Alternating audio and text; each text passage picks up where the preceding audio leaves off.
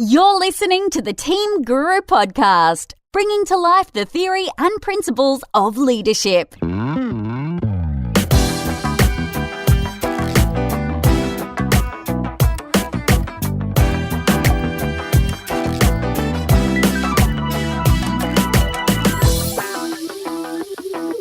Have you ever wondered what it's like to be on a board? A serious board, KPMG serious. What does it take? What does a career look like on the way to a role like that? Hello and welcome to episode 85 of the Team Guru podcast. My name's David Frizzell and you're about to hear my conversation with Alison Kitchen, the National Chairman of KPMG. Alison has been with the organisation for 35 years. 35 years. Can you imagine? We talk about her early years in the firm, the progress she made, and I ask her about the early signs that she was a star in the making. We talk about women in professional services, the changing nature of gender equality since the early 1980s. We talk about what it takes to be a senior executive and a member of a board. Alison delivers some gold standard wisdom in this conversation. I hope you enjoy it as much as I did.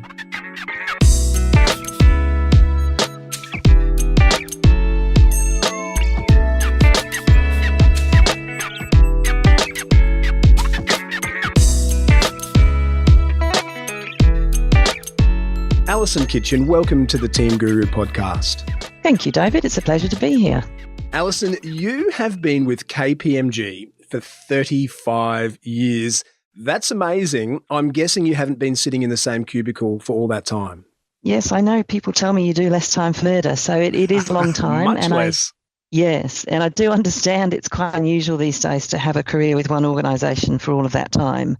But you're absolutely right. I have had a multitude of opportunities in many different states, countries, divisions, and done many different roles over that period. And so the really interesting thing to me is that obviously from time to time we all stop and think about what next. And every time in my career I've done that and thought about it, even got bored from time to time with what I'm doing, I've always found that there was a new opportunity within the firm. And so, you know, I've done a range of different things. So I've always found that I've had the luxury of trying lots of new things within the safety net of staying in one firm. So absolutely, I've had lots of very different and varied experience, but all under one big umbrella. So it's because KPMG is such a huge organisation, it's almost as if you've had a few careers within the same company. From the outside, your CV looks like you've been with the same mob for 35 years, but I'm imagining from what you just said, from your point of view, there's been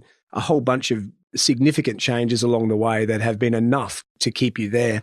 So tell us a little bit, Alison, about your career and the different roles you've had. Obviously, over 35 years, there would be a huge number of different roles and even different locations, but give us some of the highlights about where you started, what your technical skill was at the beginning and where it moved from there. Okay. Well, look, I should probably start at the beginning because that's a very good place to start. Yeah. So I started in the Sheffield office in the UK, which is in the north of England, in about 1983. I didn't particularly have an ambition to be an accountant. I didn't really know what I wanted to do. So I'd done quite a broad-based business degree at university in Sheffield. And I wanted to stay and live in Sheffield after uni because it was I'd enjoyed my time there very much. 1983, those of you that were alive at that time may recall, was quite a tough time in the UK in particular. It was time around the miners' strike, the height of the Thatcher years, all of that stuff happening. Unemployment was about 10%, and of course it was higher in the north of England. So I looked for a job in an industry. There were lots of jobs, which was quite stable. And so there were lots of jobs in what were then known as the big 8 accounting firms. And so I did, to be fair, have a number of accountants on my mother's side of the family. So I had a little bit of holiday experience there. Yeah. So I went into that role thinking, look, it's a really safe professional qualification which will set me up with lots of opportunities, and it's safe and secure, and I can use that as a platform to start. So I didn't go in, I don't think when you're 21, a lot of people aren't particularly planned about what they're going to do with their life. I didn't go in thinking I was going to be there. I went in thinking, I'm going to spend 3 years there. If I'm in audit, it means I'm doing lots of different clients and learning about lots of different industries, and I'm going to get a really good professional qualification. And then I can work out what I want to do with my life. And it turned out that what I wanted to do with my life was lots of different things within KPMG. So Isn't the it first 5 amazing? years, Sorry, yeah. Alison, it's amazing that the context of the era, the state of the economy, the Thatcher years, the strikes, the high unemployment kind of had that impact on you that you were looking for a safe career because there were so many people around you who were unemployed and having a hard time. Safety, almost as if you dropped down a level or two on Maslow's hierarchy of needs and you just wanted to make sure of things. Is that the mindset as you remember it? I was in grade 3 the year you started with KPMG. I didn't have a close eye on Thatcher at the time, but in hindsight, I've understood a little bit about the climate. And like I was saying, it's obviously had an effect on the way you viewed the beginning of your career. Yeah, look, interestingly, I don't know that at that time I thought that long and hard about my career. Right. I needed a job and I needed to earn a steady income. I don't know that it occurred to me that I could reach senior levels, plan more than, plan for significant promotions and things. If you asked me, to be honest, when I was 21 and engaged to a medical student, I probably thought in 10 years' time I'd be in a country village with 3 kids and a golden retriever and married to the village doctor. And, it's amazing that life takes you in many different directions. And that wasn't the case. And in many ways, gosh, I think that would have been boring. But, that's a long time ago. And that is what a lot of women my age back then thought and expected and wanted from their lives. And a lot of them, of course, have loved that. So it's fine. So that was sort of where I was. So I didn't even have an ambition for a career when I started. I think I literally needed a job that was going to pay for me to look after myself. So when did it start to become obvious to you that there was an opportunity for you? I mean, obviously there was an opportunity for you at that level to become an accountant in the bullpen of one of these large organizations. When did you start to realize that, hey, I might be a bit different? Because here you are 35 years down the track. You're currently the National Chairman of KPMG. That's quite a significant role, quite a senior role. So there must have been signs early in your career that, hey, there's a future for me here. I have the opportunity to move through the ranks, to become a leader, to become a manager, to have some seniority in this organization. What were the early signs? Yeah, look, it probably took me quite a while to get there. So I did those first 5 years in the north of England, and then my husband and I wanted an adventure. And so we applied to come on a 2-year transfer through my work to Australia. And I ended up in Perth, not because I really wanted to go to Perth, but all because I really wanted to focus on the mining industry, but because my husband was a doctor, and funnily enough, they didn't recognise English medical qualifications in New South Wales. And of course, We'd wanted to come to Sydney. That's why we went to Perth.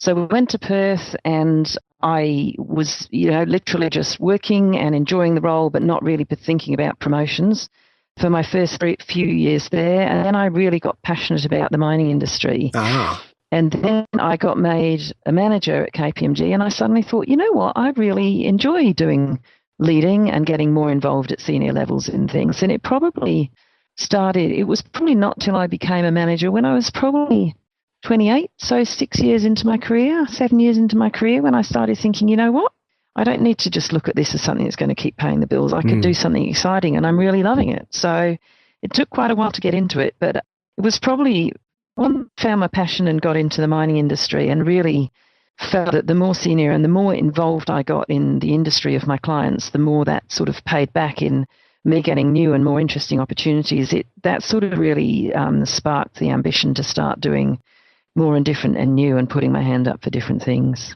When you think back to that almost leadership awakening that you just described, where you were 28, you said, hey, there's something more than just having a job here.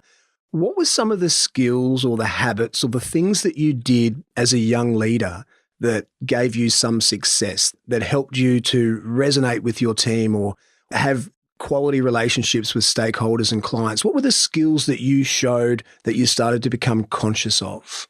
I think a lot of it, rather than being a particular skill, was actually a passion. I found that I really, really was just inspired and had my fascination spiked by the mining industry because it was so different. And so I really the thing that I think worked for me as an auditor was I got passionate about the industry and really wanted to learn the business, not just think about the numbers.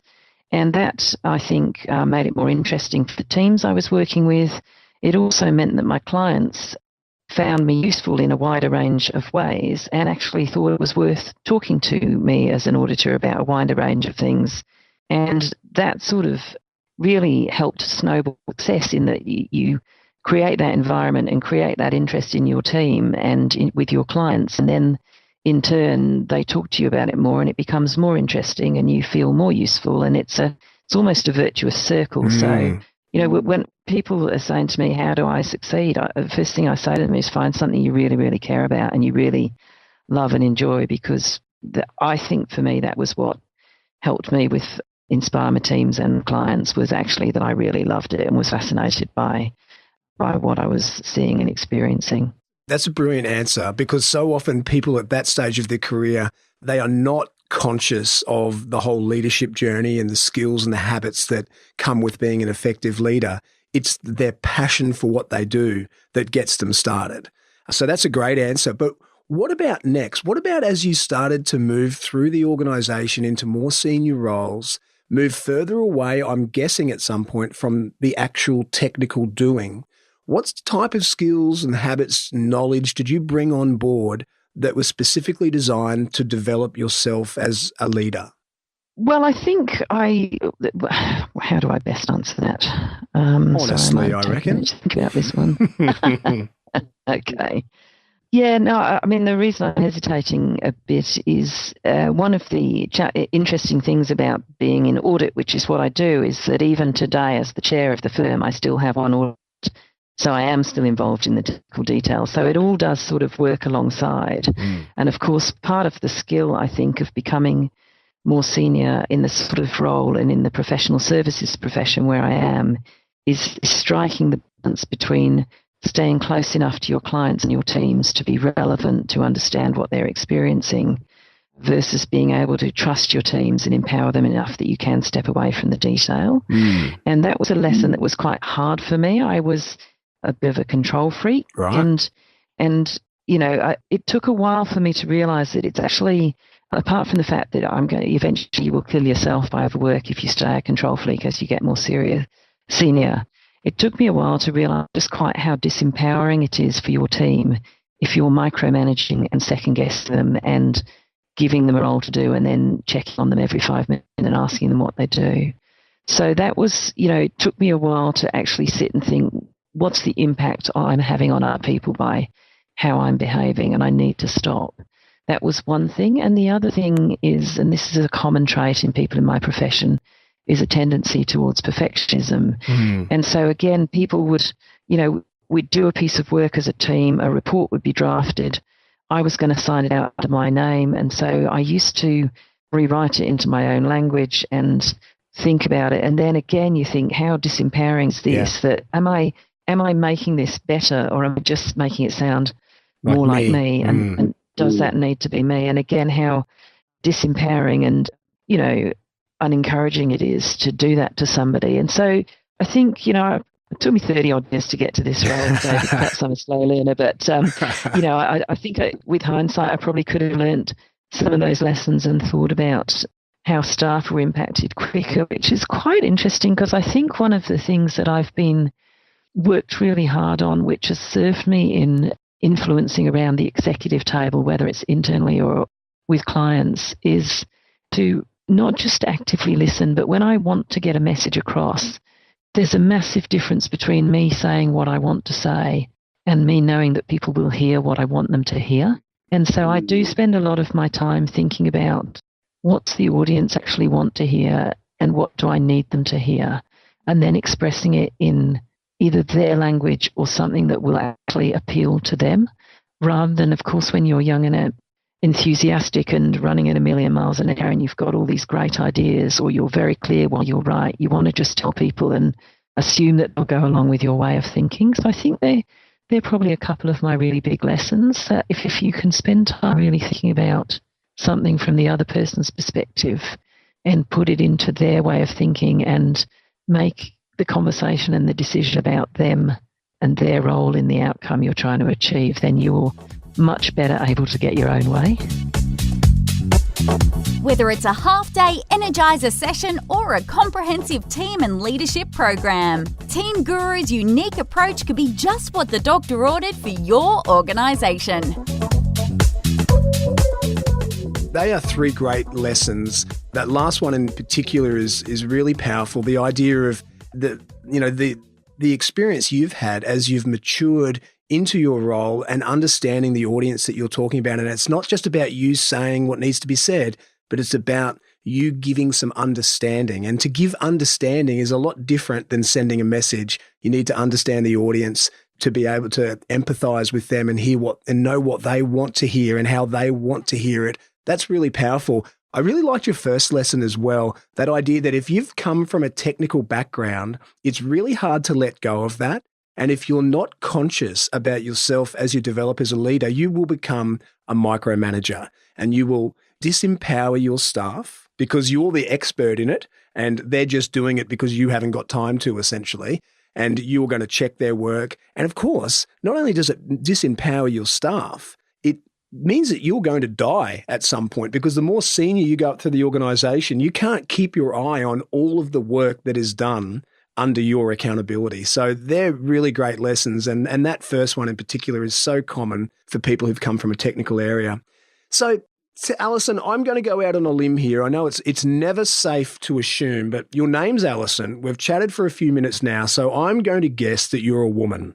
And I'm also going to guess that KPMG and the business services industry have always, through your whole 35-year career, way back in 83, been fantastic at gender equality and treating everyone the same and giving everyone the same type of opportunities. Is that a safe assumption?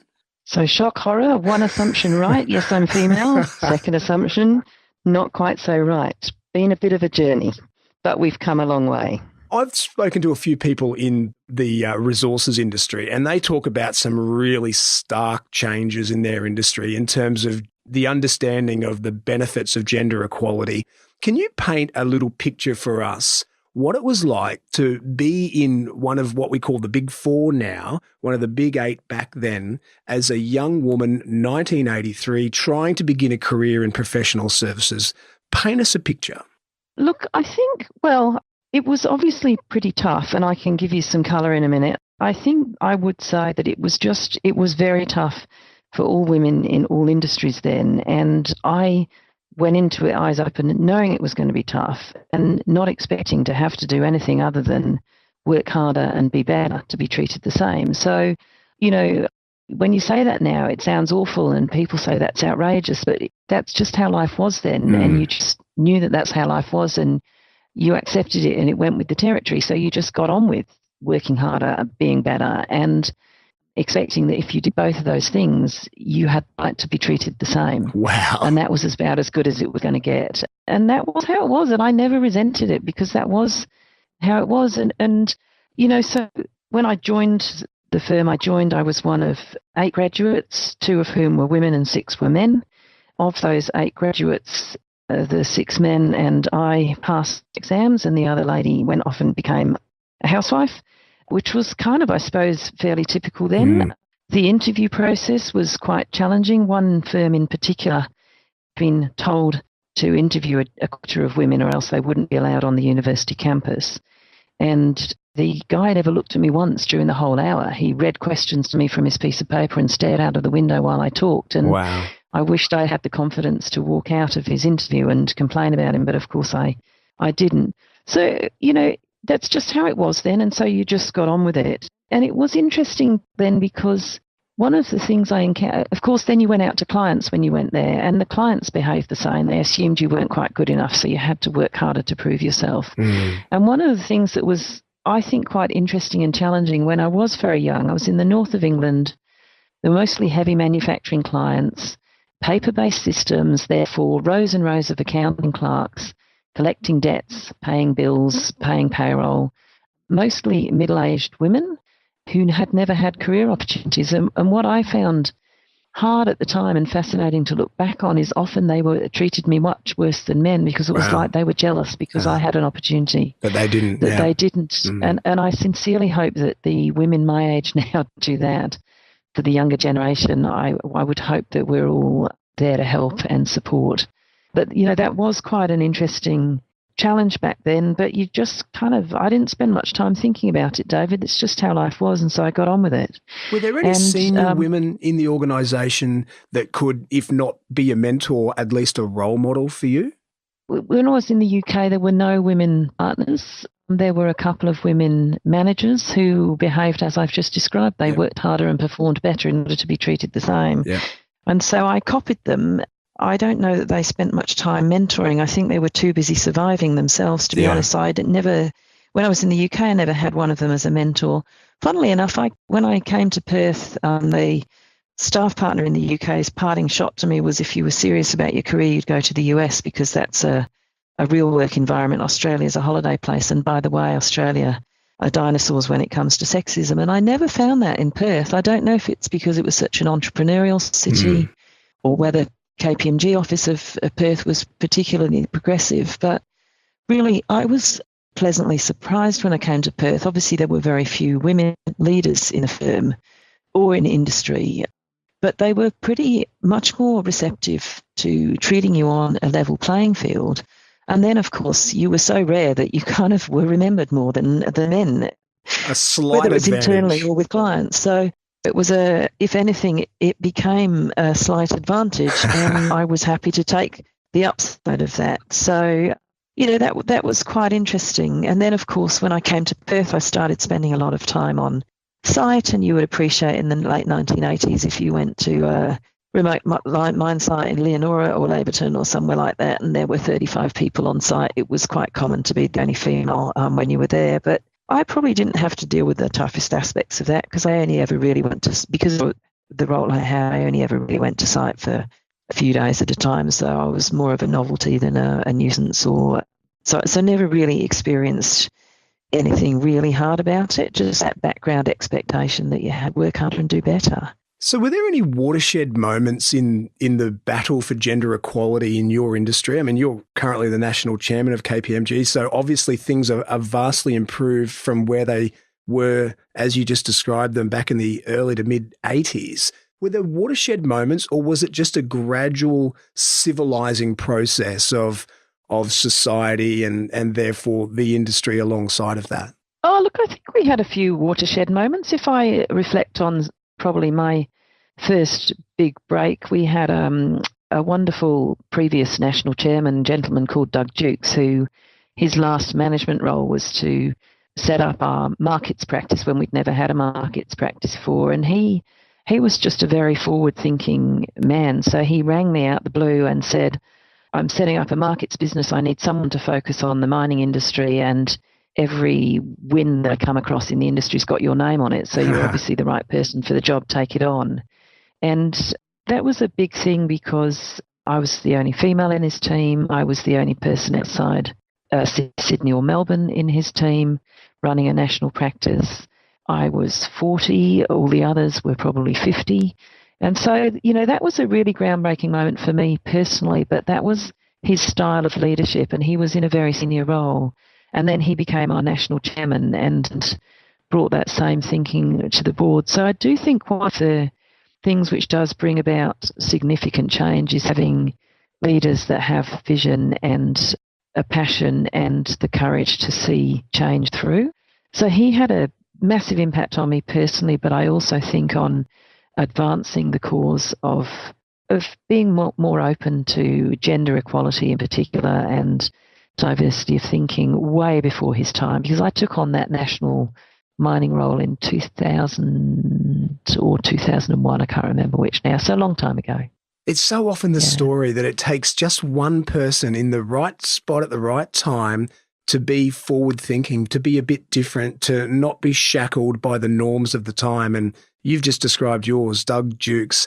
I was going to ask you about people in your career who, when you look back on it, they had a huge impact, whether it was a big break that they gave you or the right mentoring at the right time in your career. You just described one, and I'm assuming that that would be one of the more powerful moments in your career. Are there any others? Are there any other big breaks or people who had a really powerful influence on you? Yeah, well, look, I think to get where I am, you need a mix of ability and luck and a whole lot of other things. So, yes, there have been several. I mean, Doug gave me my first big management break in making me the head of mining. A few years later, he became the National Chairman and, again, ahead of his time, rang me up and said, okay, we need a woman on our board. And the board of KPMG is chosen by election of the partners, and so you need to be known to the partners. And he said, you're the only woman with a national profile, so I need you to stand. And I ummed and ahed and said, look, I can't do that. I'm too young. I'm in Perth. And he basically said, just toughen up and do it. And so I stood for election and got nominated. So he gave me 2 big breaks. I would say one of my other really early lessons for me, funnily enough, was when I stepped into the head of mining role. He took a big punt on me, and the first thing I needed was some help, because I had plenty of people who were hoping that I wouldn't succeed. And a lady working in the Perth office just came past my desk and said, I understand you're looking for a manager to help you. Would you consider me for the role? And I didn't know what I needed, except that I needed help. And so I said yes. And, that was an incredible partnership, because I had a strong background in audit and in mining and in technical skills, and Helen was our marketing manager and had a psychology background. And so, we were obviously both female, but that diversity of thought and completely different skill sets and approach. Polar opposites almost. But it was an amazing partnership. I think about some of the things we had to work through while I was learning those influencing skills and getting in other people's heads and things. I would just have so many ideas and want to bulldoze through, and she was so good at the different thinking. And so, that complementary skill set, we just fed off each other with coming at things from completely different angles and worked out the power of that. And so that's really been a lot of my passion now for not just gender diversity, which of course is important to me, but genuine diversity of thought. And all different skill sets need to be brought to the table. And if somebody's coming at something from left field, then don't wait for the gap in their talking to shut them up. Actually stop and really listen to them. So that was another really, I think, important early break and lesson to me. What else? I've had a few more, I'm sure. Do you want team and leadership development programs that actually work? Contact Team Guru today so we can start the conversation. Look, I loved so much of what you just said then, that actual diversity of thought. That's so powerful, and we all know that conceptually, but to really understand what it looks like and the power of it when it comes to getting work done and having new ideas and making breakthroughs, it's so important. And I also love the little pointer that you just made there to being a quality listener.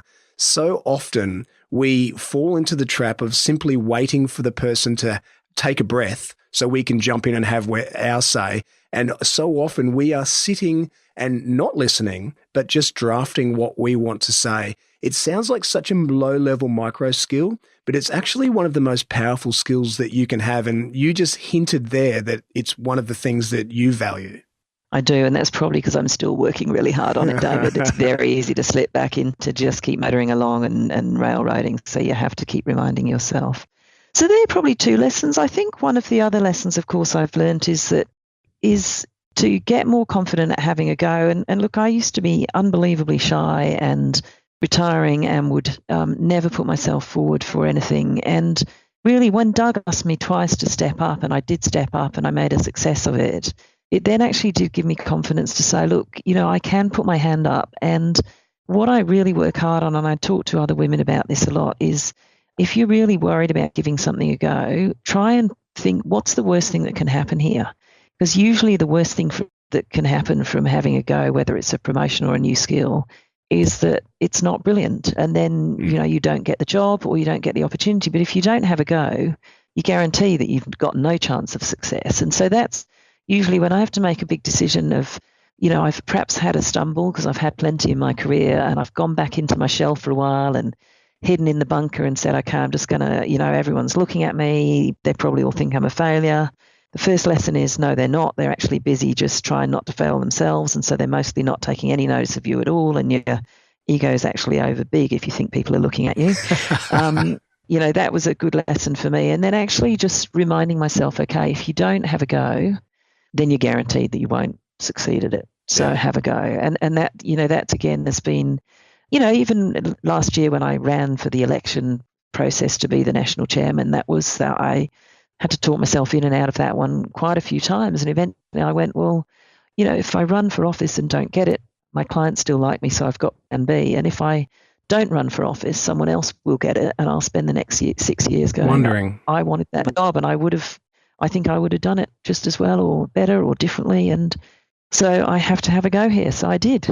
Hey, Alison, that's a good lesson for me. That's been probably one of my toughest self-talk lessons that I have to keep reminding myself, I think. Alison, we have a lot of young, ambitious people who listen to this podcast, particularly with our partnership with Wimmark. And I know there are a lot of young ladies in Wimmark, young professionals who have their eye on their career, where they're headed. They love the idea of being on a board. They want to understand more about what it takes to be on a board. They want to progress through the ranks in their organisations to the executive level. Can you talk a little bit about, firstly, what's the difference between working at the executive level within an organisation and taking that step to a board position? What are the different skills? What's the mindset that you had to change or that you went through when you made that leap yourself? Well, interestingly, I do still have both roles because, as I said at the start, I do still have a client. So I have two heads perhaps, but so I still have both skills. So look, I would say that in order to be a good board member, you need to have the more experience and skills and breadth of roles and opportunities you've had as an executive, better prepares you to be a board member. Because when you're an executive, you will have a specific role. You'll have, a leader that you're reporting to, and you'll be part of a management team. You've got a skill set, you've got a team, you've got some responsibilities, and then as part of that executive team, you'll be across the whole organisation as well. When you sit on a board, the responsibility is to be, across, looking from a helicopter across the whole organisation rather than diving down into the bits. And more importantly, thinking about the external things outside of the business that could be influencing and making sure and challenging whether they're being thought through as well. So I do think that unless you've got a good range of experience in business, it's hard to be a board member and bring anything to you unless you've got a really unique skill set and you're on the board for a specific, unique reason. So the first thing I would say to women is don't jump into a board career too early, because it's, despite everyone saying that role is getting harder and will people want it, it's a crowded space. There are a lot of people wanting to do it, and it's, so the bar is quite high, and the better and broader experience you've got as an executive, the better chance you've got of getting those roles, but also the better you will do them. So that would be my first comment, I think. Do you think being on a board for an ambitious person is the default ambition, the default destination, because they kind of see that as high as it gets? That's where it all ends up if you do everything right. And if so, if that is the default ambition, is it for everyone? Should it be the default ambition? Well, look, I think if someone's really, really ambitious, then they should be aiming to be a CEO, because when you're on a board, you're an influencer, not a doer. Right. And so if you're really ambitious, I think you're going to get frustrated and want to keep diving back in and rolling your sleeves up and getting on with it. So I do think that that's actually quite an important distinction that people need to be really comfortable about, that yes, it's a high profile position if you're on certain companies. Yes, you'll be seen in the market as a senior person. So if those are your ambitions, then yes, I can see why a board is there. But if you're really ambitious, then I think you're best to go, well, I want to be the CEO and to stay in that executive role, because the CEO is the driver, the decision maker, the person who sets the light on the hill that everybody follows and is the driver of success and the real change agent, I think. Whereas when you're on the board, it's very much an influencing role. And if you're ambitious, you're just going to get frustrated, I think. The other thing I think that people do need to be aware of, particularly if they're jumping to a board role early in their career, is, it can be quite lonely because you don't have a team. Mm-hmm. You come in and out of one or multiple organisations, but you'll spend a lot of time probably working from home or reading board papers and not so much engaging, which when you've had a executive career, I think is quite a big change. And the other thing is, I think, if people think, well, I can do that because I can do it part-time and fit it around kids, you really need to go into that with your eyes open, because if you're on a board, it's a very responsible position. And if something happens or changes in that company, then you need to be prepared to step in and take whatever time it needs. And the other thing is, you shouldn't underestimate when you're on boards how hard you need to work to keep yourself up to date, relevant, experienced, knowing what's going on in the industries of the boards you're serving on, in good corporate governance world, in a whole range of legal, technical, financial areas that may be outside of the expertise you had as an executive. And so people who look on boards roles as a semi-retirement job or a part-time fit in around the kids, I think do so at their peril. Alison, you are a fountain of wisdom. I just was sitting back listening to all that. That is just so valuable for us to hear and for the listeners to hear. Now, you are on a board. You are the National Chairman of KPMG, as I've already said, which is a huge role. A lot of people would have that as their ambition or something like it as their ambition, but that is you right now. So from that position, what is your next ambition? What are you eyeing off next? What's the future for you, Alison? So, David, I'm 9 months into my role here. Mm-hmm. So my ambition is to do this job really well for the next few years. And I am not at this stage thinking what next for me. I might do that 4 years into my 6-year term. But to me, my ambition at the moment is there's lots that I would like to do in this role. And, it's an incredibly privileged position to be in. And I love every minute of it. But it comes with a big responsibility to the 7,500 staff we have to inspire and lead them. And it also comes with a big responsibility, I think, as the first female chair, to be seen as a role model for other women, that they can succeed if they do step up and put their hand up. So there's probably, the short answer is, I'm not thinking about what's next. I'm thinking about what I need to achieve in this role, because I'm pretty new in it and there's a lot to do here. Alison, that is a great place to leave it. I have so thoroughly enjoyed our conversation this morning. Thank you so much for taking time out of what I'm assuming is a pretty busy schedule. Oh, there's plenty on, but that's all right. It's a pleasure to make time for these things. Thanks, Alison. Okay.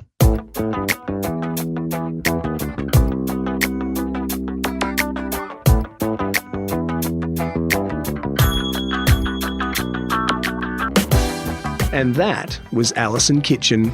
Wisdom, serious wisdom. I love the fact that not only has Alison had such a successful career, but she also has an acute understanding of the lessons she's learned, the qualities she's nurtured, and the skills she's developed.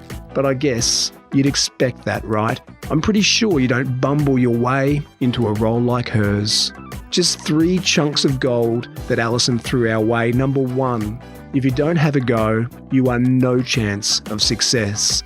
Number 2, gender equality is great, but what Alison most values is diversity of thought. And number 3, if your career goal is to sit on a board, you must first gather as much executive experience across a breadth of roles as you can. Don't be a hurry to sit on a board. And I'll share the rest of the lessons I took from my conversation with Alison on the Lessons Learned page for this podcast. You'll find it, along with the entire back catalogue of Team Guru podcasts, on our website. That's teamswithans.guru/podcast. Connect with me on Twitter, Facebook, SoundCloud, or LinkedIn, and join me for the next episode on this, my mission to bring to life the theory and principles of leadership. This is David Frizzell for Team Guru. Bye for now.